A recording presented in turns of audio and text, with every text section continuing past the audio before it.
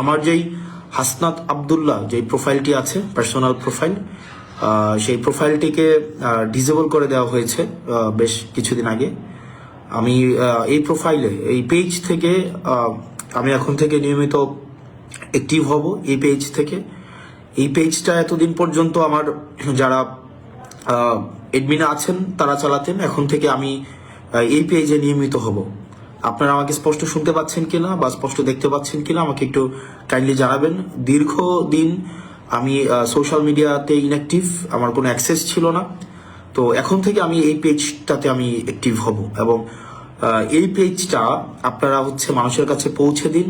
এই পেজটা হচ্ছে আমি চাই আমার যে পার্সোনাল প্রোফাইলে মানুষের যে এনগেজমেন্ট ছিল, আমার বার্তা যেভাবে মানুষের কাছে আমি পৌঁছাতে পেরেছি, এই পেজের মাধ্যমে আমি আমার নির্বাচনী বার্তা, রাজনৈতিক বার্তা, সমসাময়িক সবকিছুই মানুষের কাছে পৌঁছাতে চাই। আপনারা অনেক মানুষ যুক্ত হয়েছেন আমাদের সাথে, আপনাদেরকে শুভেচ্ছা জানাচ্ছি, স্বাগত জানাচ্ছি। আজকে দীর্ঘদিন আমি বেশ কিছু বিষয় নিয়ে কথা বলার আগ্রহ ছিল। আজকে যে বিষয়টা নিয়ে কথা বলবো সেটা হচ্ছে যে আমি প্রথমত হচ্ছে একটা দীর্ঘদিনের একটা আমার অনলাইন বা সোশ্যাল মিডিয়াতে একটা ডিসএনগেজমেন্ট ছিল, যেহেতু আমার সোশ্যাল মিডিয়ার যেই আইডিটি ভারত বিরোধী অবস্থান নেওয়ার পরবর্তীতে কিছু পোস্টের কারণে সেটিকে আমার কপিরাইট ক্লেমের মধ্য দিয়ে ওই আইডিটা আমার হচ্ছে ডিসেবল করে দেওয়া হয়। সেই জন্য আমি আপনাদের সাথে এনগেজ হতে পারিনি। যে বিষয়টা নিয়ে আপনাদের সাথে আজকে কথা বলতে চাই, যে লাস্ট কিছুদিন ধরে যে আমরা দেখব যে হাদি ভাইয়ের যে ঘটনাটি ঘটেছে, আমাদের জুলাই পরবর্তী সময়ে হাদি ভাই থেকে শুরু করে গতকাল সুরভির ঘটনা পর্যন্ত আমরা প্রত্যেকটা ঘটনাকে যদি আমরা নির্মোহভাবে দেখি, তাহলে দেখব যে আসলে রাষ্ট্রযন্ত্র থেকে শুরু করে রাষ্ট্রের কনভেনশনাল পলিটিক্যাল যে পার্টিগুলো, তারা আসলে জুলাইয়ে যারা অংশগ্রহণ করেছে তাদেরকে আসলে কিভাবে দেখেন। আপনারা যদি মেহেদীকে দেখেন, হাদি ভাইকে দেখেন এবং সুরভির কার্যক্রমকে আপনারা যদি রাষ্ট্র কিভাবে সেইটিকে আমলে নিয়েছে, এই জায়গাগুলো যদি দেখেন, তাহলে দেখবেন যে জুলাই যারা অংশগ্রহণ করেছে, রাষ্ট্রযন্ত্র তাদের প্রতি এক ধরনের বিদ্বেষমূলক একটা মনোভাব পোষণ করে এবং তারা একটা সুযোগের অপেক্ষায় রয়েছে, যে একটা সুযোগে যে কোনো একটা উপলক্ষের মধ্য দিয়ে জুলাইয়ে যারা সম্পৃক্ত ছিল তাদেরকে অপ্রাসঙ্গিক করে দেওয়ার যে প্রচেষ্টা, সেই প্রচেষ্টা কিন্তু এখনো অব্যাহত রয়েছে। ফলত আমরা দেখেছি যে হাদি ভাইয়ের হত্যাকাণ্ডেরও এখনো পর্যন্ত কোনো বিচার হয়নি। এখনো পর্যন্ত আমরা রাষ্ট্রকে দেখিনি বা সরকারকে দেখিনি, অন্তর্বর্তীকালীন সরকারের যারা হচ্ছে দায়িত্বপ্রাপ্ত পুলিশ প্রশাসন থেকে শুরু করে গোয়েন্দা সংস্থা যারা আছে, এখনো পর্যন্ত আমরা দেখিনি কোনো ধরনের দৃশ্যমান কোনো ধরনের পদক্ষেপ নিয়েছে, যেটির মধ্য দিয়ে আমরা মনে করতে পারি যে আপনার হচ্ছে বিচারের অগ্রগতি রয়েছে। বিচারের অগ্রগতি তো হয়নি, বরং আমরা দেখেছি এই হাদি ভাইয়ের পরবর্তী ঘটনার পরে বেশ কিছু ঘটনা ঘটেছে যেগুলো উদ্বেগজনক। মেহেদীর ঘটনা, হবিগঞ্জের সুরভির ঘটনা, সেখানে আমরা দেখেছি আইন শৃঙ্খলা বাহিনীকে জুলাইয়ে যারা অংশগ্রহণ করেছে তাদের বিরুদ্ধে অবস্থান নিতে। বলে রাখা ভালো এক্ষেত্রে, আমরা দেখেছি যে হাদি ভাই যেদিন শাহাদাত বরণ করেন, সেদিন সাংবাদিক ইলিয়াসের আইডিটি এই অন্তর্বর্তীকালীন সরকার হচ্ছে মেটা থেকে নামিয়ে দেন। অর্থাৎ মেটাকে এই সরকার যদি চায়, তাহলে সাংবাদিক ইলিয়াসকে অ্যানার্কিস্ট হিসাবে বিবেচনা করে তার আইডিটি মেটা থেকে হচ্ছে সরিয়ে দেওয়া হয়, ফেসবুক থেকে সরিয়ে দেওয়া হয় এবং সরকার চেয়েছে এবং সেটি পেরেছে। কিন্তু সরকারের কাছে প্রশ্ন, গত 1.5 বছর যাবৎ আওয়ামী লীগ সম্পৃক্ত যেই আইডিগুলো আছে, যারা সোশ্যাল মিডিয়াতে সোশ্যালি অ্যানার্কি তৈরি করছে, সেই আইডির বিরুদ্ধে আপনারা এখনো পর্যন্ত কোনো ব্যবস্থা নেননি। তাহলে সেটা স্পষ্ট হয়েছে আপনারা চাননি, এই কারণে ব্যবস্থা নিতে পারেননি। আপনারা চেয়েছেন সাংবাদিক ইলিয়াসের আইডি আপনারা হচ্ছে নষ্ট করে দিবেন, আপনারা সোশ্যাল মিডিয়া থেকে নামিয়ে ফেলবেন, আপনারা চেয়েছেন এবং আপনারা সেটি সক্ষম হয়েছেন। তাহলে আপনাদের কাছে আমার প্রশ্ন, এখনো পর্যন্ত যারা আওয়ামী লীগ পেজ থেকে জুলাই অভ্যুত্থানে যারা অংশগ্রহণ করেছে এবং পরবর্তীতে এই অন্তর্বর্তীকালীন সরকারের বিরুদ্ধে লাগাতার যে ধরনের হচ্ছে চরিত্র হনন করেছে, যেভাবে যেভাবে প্রপাগান্ডা ছড়িয়েছে, সেটির বিরুদ্ধে কিন্তু আপনারা কোনো ব্যবস্থা নেননি। আপনারা এই কারণে ব্যবস্থা নেননি কারণ আপনারা চাননি। পরবর্তীতে আপনারা দেখবেন গত সপ্তাহর বা তার বেশি সময় ধরে আমাদের দেশের ব্যবসায়িকদের আচরণ, আমাদের দেশের মিডিয়ার আচরণ, আমাদের দেশের প্রশাসনের আচরণ, এই তিনটার যে একটা আনহোলি নেক্সাস হাসিনার সময় আমরা দেখেছি। হাসিনাকে কাল্ট বানানোর ক্ষেত্রে মিডিয়াকে আমরা দেখেছি যে একটা হাসিনার যে সেবাদাস হতে মিডিয়া ইচ্ছাকৃতভাবে অনিচ্ছাকৃতভাবে তৈলমর্ধনের মধ্য দিয়ে আমরা দেখেছি হাসিনাকে কাল্ট বানিয়েছে। একই সাথে সাথে আমরা ব্যবসায়িক কমিউনিটিকে দেখেছি যে কিভাবে হচ্ছে হাসিনাকে বারবার আমরা, যেমন আপনি দেখবেন যে সমকালের আবুল কালাম আজাদ, একে আজাদ নামে পরিচিত, চ্যানেল 24-এর, আমরা দেখেছি 2 আগস্ট উনি বলেছেন হাসিনা সরকার বারবার দরকার এবং আমরা আপনার হাতকে শক্তিশালী করব। এবং আজকে গতকাল আমরা দেখলাম যে জনাব তারেক জিয়ার সাথে ব্যবসায়ীদের যাদের হচ্ছে হ্যান্ডশেক হয়েছে, খুবই একটা হচ্ছে উষ্ণ অভ্যর্থনা তারেক জিয়াকে যেই ব্যবসায়ীরা দিয়েছেন, এই ব্যবসায়ীদের পরিচালিত মিডিয়াগুলাই গত 1.5 দশকের বেশি সময়ে আপনার তারেক জিয়ার যে নেতাকর্মীরা দেশে গুম হয়েছে, খুন হয়েছে, নির্যাতিত হয়েছে, নিপীড়িত হয়েছে, তাদের বৈধতা উৎপাদন করেছে এই ব্যবসায়ীদের পরিচালিত মিডিয়ার দ্বারা। কি আইরনি, ভাগ্যের কে নির্মম পরিহাস। আজকে জনাব তারেক জিয়া তাদের যেই নেতাকর্মী রয়েছে যারা গুম হয়েছে, আহত হয়েছে, নির্যাতিত হয়েছে, নিপীড়িত হয়েছে, তাদের রক্তের উপরে দাঁড়িয়ে তাদের হত্যাকাণ্ডের, তাদের গুমের, তাদের নির্যাতনের, তাদের নিপীড়নের যেসব মিডিয়া বৈধতা উৎপাদন করেছে, সেসব মিডিয়া মালিকদেরকে একদম উষ্ণ অভ্যর্থনা জানাচ্ছেন। আসলে আমরা বিএনপিকে এই জায়গায় আপনি দেখবেন যে বিএনপির আমি আমার এলাকার কথাই বলতে পারি যে যারা গত 1.5 দশকের বেশি সময় ধরে যারা রাস্তায় শ্রম দিয়েছে, ঘাম দিয়েছে, রাস্তায় হচ্ছে হরতাল সফল করার জন্য রাস্তায় নেমে এসছে, তাদেরকে আমরা দেখেছি এখন কিভাবে হচ্ছে অপাঙ্ক্তেয় ঘোষণা করা হয়েছে, তাদেরকে কিভাবে হচ্ছে বিএনপি থেকে মাইনাস করা হচ্ছে। অথচ আমরা দেখছি 5 আগস্টের পরবর্তী সময়ে যারা বিএনপিকে একটা রাজনৈতিক দল হিসেবে বিবেচনা করেছে, বিএনপিকে যারা হত্যাযোগ্য করে তুলেছে, যেসব মিডিয়া বিএনপিকে সন্ত্রাস, আগুন সন্ত্রাস হিসেবে বিবেচনা করেছে, সময় টেলিভিশন এবং 71 টেলিভিশনের মতো টেলিভিশনের মালিকদেরকে আমরা যখন দেখি জনাব তারেক যে উষ্ণ অভ্যর্থনা দিচ্ছেন, সেটি আসলে আমি কিভাবে নেই সেটা মুখ্য না। বিএনপির নেতাকর্মীরা যারা দীর্ঘ 1.5 দশকের বেশি সময় ধরে যারা এই গণতন্ত্রের জন্য লড়াই সংগ্রাম করেছে, তারা কিভাবে নেয় আসলে সেটি প্রশ্নবিদ্ধ। এবং আমরা দেখতে পাচ্ছি এবং নির্বাচনের আগেই এই ব্যবসায়িক নেক্সাস, যে মিডিয়া মাফিয়া এবং যে প্রশাসন যেভাবে তারেক জিয়াকে মাফিয়া বানানোর যে চক্রান্ত করছে, তারা বিএনপি থেকে এখন বড় বিএনপি হয়ে উঠছে এবং এটি আশঙ্কাজনক এবং এভাবেই হচ্ছে একটা ফেসিস্ট উৎপাদন হয়।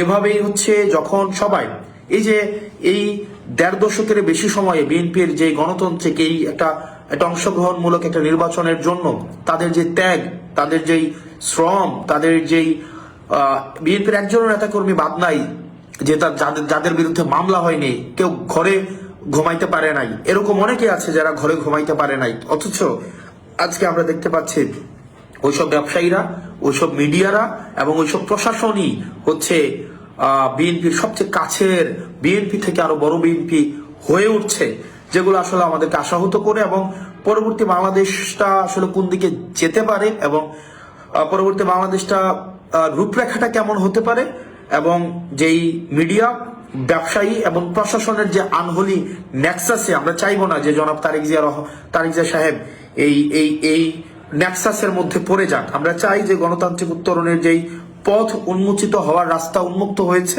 সেটি প্রসারিত হোক। আমরা চাই না এই আনহোলি নেক্সাসের মধ্যে পড়ে আবার বাংলাদেশ পশ্চাৎপদ কোন একটা যাত্রা করুক। পরবর্তীতে যে বিষয়টা সেটা হচ্ছে যে আমাদের নির্বাচন কমিশনের যে আচরণ আমরা দেখতে পাচ্ছি, সেটি আসলে একটা উদ্বেগজনক একটা আচরণ আমরা দেখতে পাচ্ছি।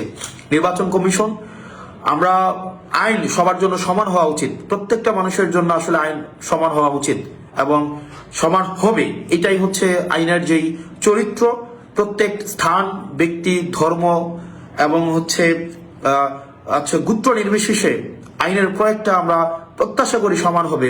অথচ আমরা দেখতে পাচ্ছি যে নির্বাচন কমিশন ব্যক্তি বিশেষে আইনের ভিন্ন প্রয়োগ ঘটাচ্ছেন।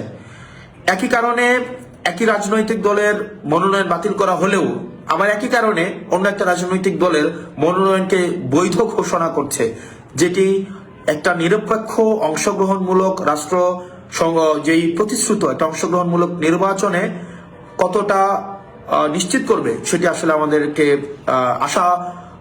আমাদেরকে নিরাশ করে। আমরা নির্বাচন কমিশনকে আসলে আমরা দেখতে পাচ্ছি না। আমরা নির্বাচন কমিশনের আন্ডারে প্রশাসন থাকার কথা ছিল, নির্বাচন কমিশন আন্ডারে পুলিশ থাকার কথা ছিল। আইরনিক্যালি এই প্রশাসন এবং পুলিশ আমরা দেখতে পাচ্ছি এখন গুলশানের আন্ডারে চলে গিয়েছে, যেটি খুবই দুঃখজনক। আপনারা অনেকেই হয়তো আমার প্রতি ক্ষুব্ধ হতে পারেন, এটাই বাস্তবতা।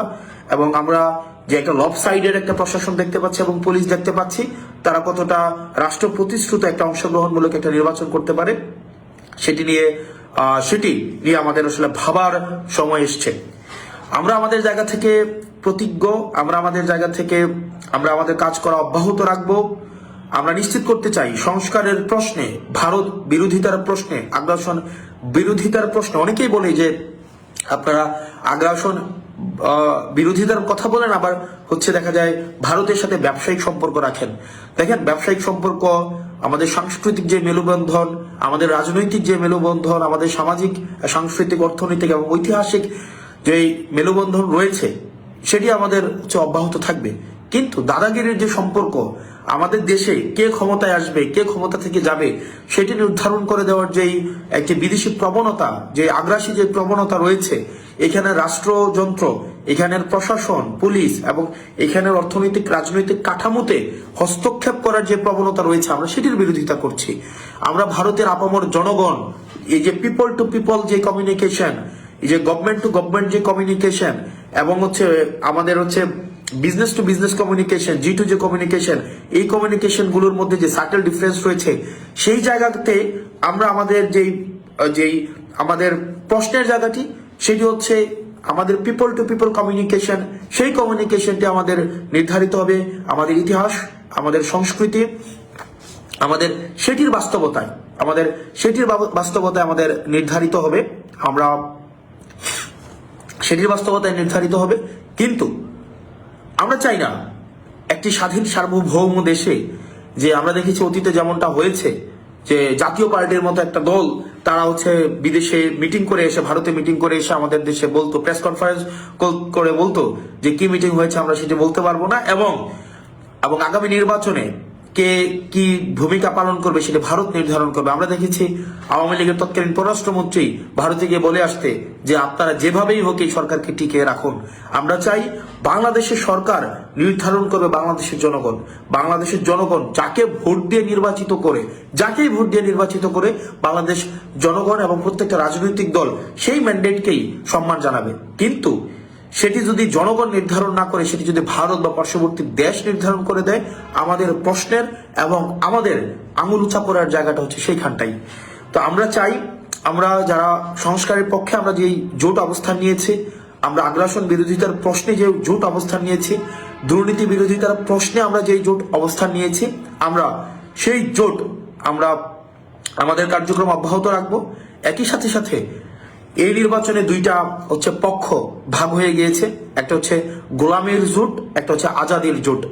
আমরা আপনাদের কাছে প্রত্যাশা করব এবং আপনাদের কাছে আহ্বান জানাবো, যারা দুর্নীতির বিরুদ্ধে যারা অবস্থান নিবে আপনারা তাদেরকে সমর্থন দিন, যারা আগ্রাসন বিরোধিতার প্রশ্নে যারা অবস্থান নিবে আপনারা তাদেরকে সমর্থন দিন, যারা বিদেশি আধিপত্যের বিরুদ্ধে অবস্থান নিবে আপনারা তাদেরকে সমর্থন দিন, যারা এই সংস্কারের পক্ষে, যারা আধিপত্যবাদের বিরুদ্ধে অবস্থান নিবে তাদেরকে আপনারা সমর্থন দিন। আগ্রাসন বিরোধিতার বিপক্ষে যারা অবস্থান নেবে, আগ্রাসন বিরোধিতার যারা করবে আপনারা তাদেরকে সমর্থন দিন। এবং দিন শেষে আমাদের বহুল কাঙ্ক্ষিত জুলাইয়ের পরবর্তীতে আমাদের যেই বহুল কাঙ্ক্ষিত আমাদের যে সংস্কার, আমরা সংস্কারের পথে হাঁটছি, সেটিকে যারা বাস্তবায়নের প্রতিশ্রুতি দিবে আপনারা তাদের পক্ষে নেন।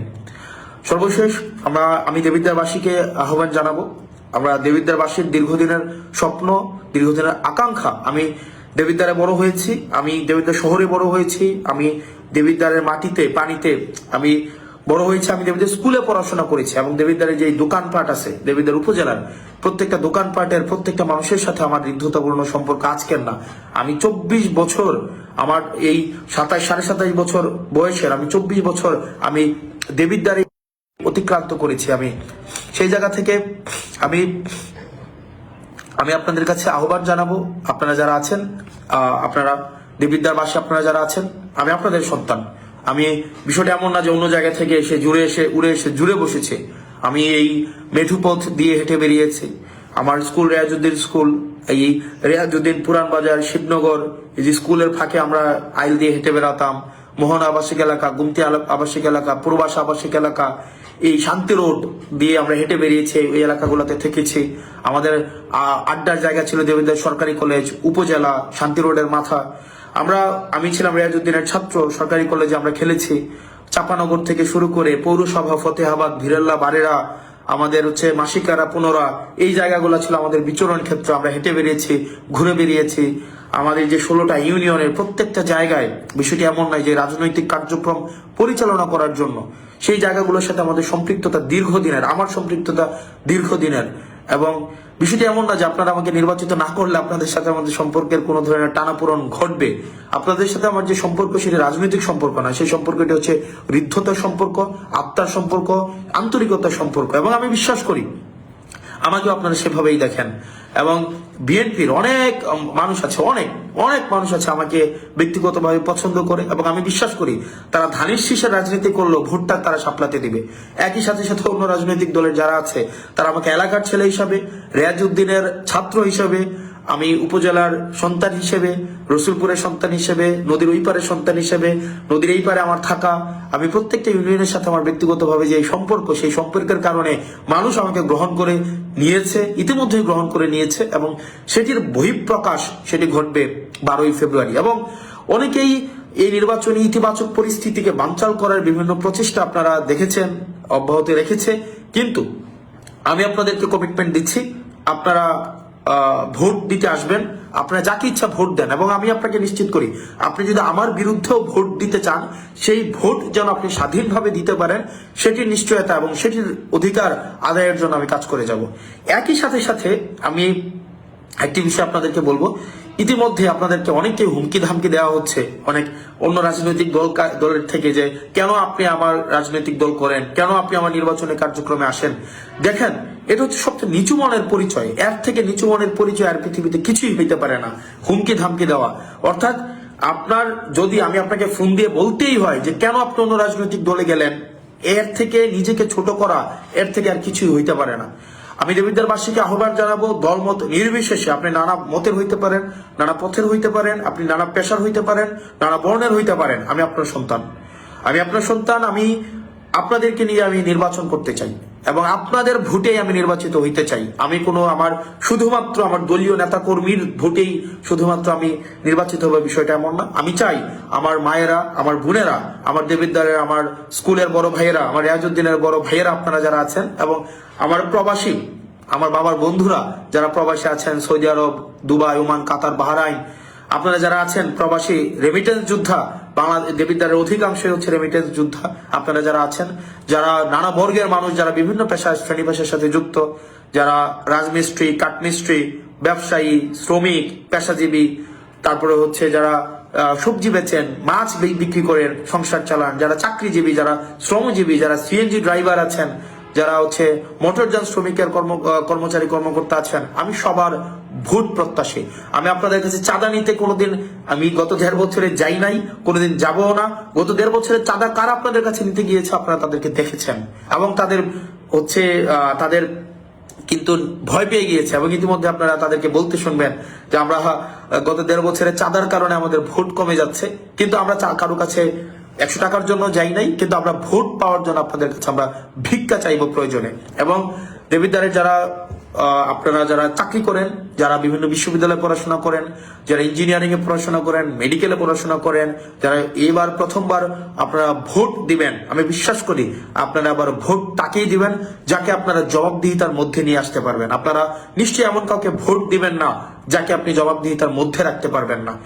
আমি আপনাদেরকে উদাত্ত আহ্বান জানাবো, আপনারা আমাকে সমর্থন দিয়ে আমার পাশে দাঁড়িয়ে সকল শ্রেণী পেশার মানুষ আপনারা দেবিদ্বারকে কাঙ্ক্ষিত পরিবর্তনের, যে আমরা যে দেবিদ্বারকে পরিবর্তন চাই, যে গুণগত পরিবর্তন, যেই অবকাঠামোগত পরিবর্তন, শিক্ষার পরিবর্তন, আমাদের সাংস্কৃতিক যেই ইতিবাচক পরিবর্তন আমরা যেটি চাই, সেই পরিবর্তনের আপনি অংশগ্রহণ করুন।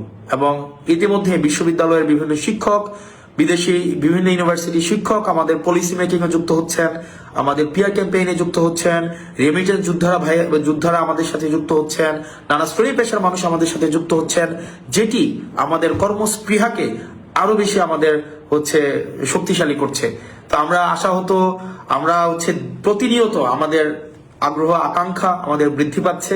আমাদের সাথে যারা আছেন আপনারা দেখবেন কারা আমাদের সাথে আছে, সমাজে শিক্ষিত, মার্জিত, ভদ্র, যারা ইতিবাচক পরিবর্তন চায়, বিভিন্ন নানা শ্রেণী পেশার মানুষ, রেমিটেন্স যোদ্ধা আমাদের পাশে আছে।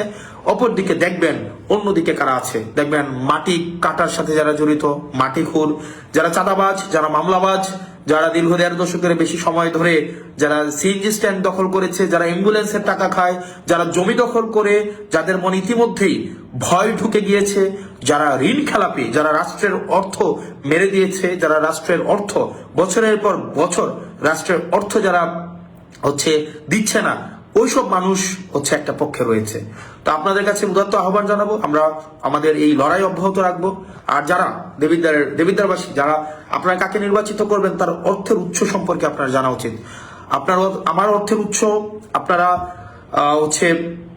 জানার জন্য, আমি কোন জায়গা থেকে আমি ইনকাম করি সেটা জানার জন্য আপনারা আপনাদের মোবাইল থেকে আপনারা গুগলে সার্চ করবেন www.acs.com, acs.com দিলে আপনি সার্চ করলে আপনি পেয়ে যাবেন, অথবা SOE.com দিয়ে আপনি সার্চ করলে, স্কুল অফ এক্সিলেন্স সার্চ করলে আপনারা পেয়ে যাবেন। আমার ওখানেই এই বছরের যে আয় হয়েছে সেটি আপনারা দেখতে পারবেন। আমি আমার রিটার্ন জমা দিয়েছি, আপনারা সেটিও চাইলে দেখতে পারবেন। এবং আপনারা ইউটিউবে যদি সার্চ করেন, যে আমার ক্লাস লিখে সার্চ করেন, সেখানেও আমার ক্লাস পেয়ে যাবেন। এবং সেখানে কোর্সের অ্যাডভার্টাইজ করা আছে, সেটিও আপনারা পেয়ে যাবেন। সেটি দিবালোকের মতো স্পষ্ট এবং স্বচ্ছ। তবে একটা অংশ লিখতেও পারে না, একটা অংশ আছে যারা 2 লাইন বাংলাও লিখতে পারে না, 2 লাইন ইংরেজিও লিখতে পারে না, তারা অবশ্যই এগুলো দেখতে পারবে না। কারণ তারা জীবিকা নির্বাহ করে নদীর মাটি কেটে, যারা জীবিকা প্রত্যেকদিন বর্ডারে যায় ইয়াবা সেবন করতে, এবং নেতার সাথে বসে যারা মাদক সেবন করে, এদের এই যে একটা বুদ্ধিবৃত্তিক যে যতটুকু প্রয়োজন, যে এইটা বোঝার জন্য, এটা একটা পেজ ইংরেজিতে পড়ার জন্য যতটুকু সামর্থ্যের প্রয়োজন, তাদের নেতাকর্মীদের এই জায়গাটা নেই। তো আমি আপনাদেরকে বলবো, আমাদের নেতাকর্মীদেরকে বলবেন, আপনাদেরকে পড়ে শোনাই দিবে কিভাবে আসলে এই যে অর্থের উৎসটা আপনাদেরকে শোনাই দিবে। যদি না বুঝেন তাহলে বাংলায় এটাকে ট্রান্সলেট করে দিবে, তাহলে যেন আপনাদের বুঝতে সুবিধা হয়। এবং এখানে আপনারা যারা আছেন, কাঁচা বাজার দখল করেছেন, যারা নিজের পেশা নাই, নিজের নির্দিষ্ট কোনো পেশা নাই, যাদের পেশাই আরেকজনের জমি দখল করা, যারা তাদেরকে দেবিদ্বারবাসী আবার প্রতিহত করবে, দেবিদ্বারবাসী প্রতিহত করবে। এবং মাথায় রাখুন, আপনার দল আপনাকে প্রতিহত করবে। আপনি যদি মনে করে থাকেন আপনার দল আপনাকে সমর্থন দিবে, বিএনপি আর ওই অবস্থানে নাই, বিএনপি আর ওই জায়গায় নাই যে চাঁদাবাজদের প্রশ্রয় দিবে, চাঁদাবাজদের শেল্টার দিবে। আমি বিশ্বাস করি, আমি আস্থা রাখি, দেখবেন আপনার ধানের শীষে স্লোগান দিচ্ছে, কিন্তু ভোট কিন্তু শাপলাকলিতেই দিবে ইনশাআল্লাহ। দেবিদ্বারবাসী ভালো থাকবেন, সুস্থ থাকবেন। আগামীকাল সকাল থেকে আপনাদের সাথে, আজ সকাল থেকে আপনাদের সাথে দেখা হবে।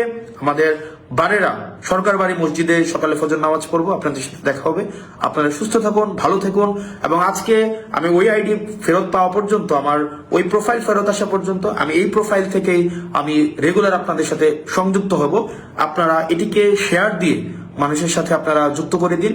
এবং আমি প্রতিশ্রুতি দিচ্ছি, আমাদের যে দুর্নীতির বিরুদ্ধে যে আমাদের অবস্থান, এবং আগ্রাসন বাদের বিরুদ্ধে যে আমাদের অবস্থান, সংসারের পক্ষে যে আমাদের অবস্থান, সেটি আমাদের অটুট এবং দৃঢ় থাকবে ইনশাআল্লাহ। আপনারা ভালো থাকবেন, সুস্থ থাকবেন। আসসালামু আলাইকুম আ রহমতুল্লাহ।